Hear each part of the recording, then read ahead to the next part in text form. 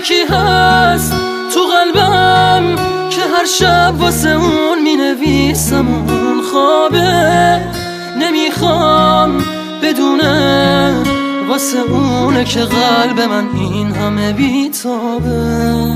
یه کاغذ یه خودکار دوباره شده همدم این دل دیوونه، یه نامه که خیسه پر از عشقه با کسی بازم اونو نمیخونه. یه روز همینجا توی اتاقم یه دفعه گفت داره میره، چیزی نگفتم آخه نخواستم دلشو قصه بگیره. گریه میکردم درو که میبست، میدونستم که میمیرم. اون عزیزم بود نمیتونستم جلوی راشو بگیرم. میترسم یه روزی برسه که اونو نبینم، بمیرم تنها. خدایا کمک کن، نمیخوام بدونه دارم جون میکنم اینجا.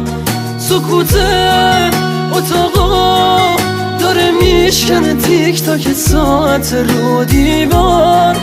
دوباره نمیخواد بشه باور من که دیگه نمیاد انگار.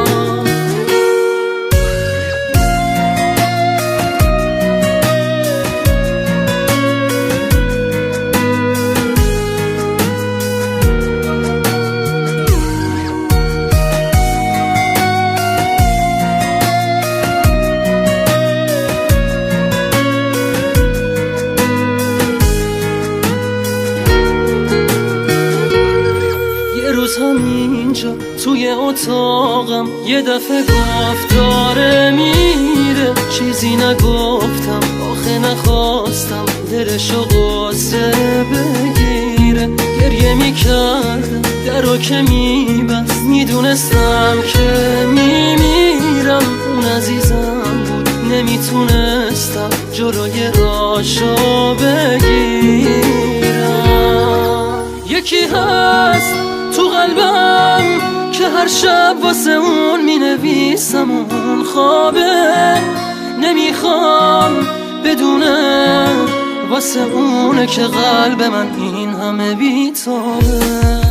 یه کاغذ یه خودکار دوباره شده همدم این دل دیوونه، یه نامه که خیسه پر از عشقه با کسی بازم اونو نمیخونه.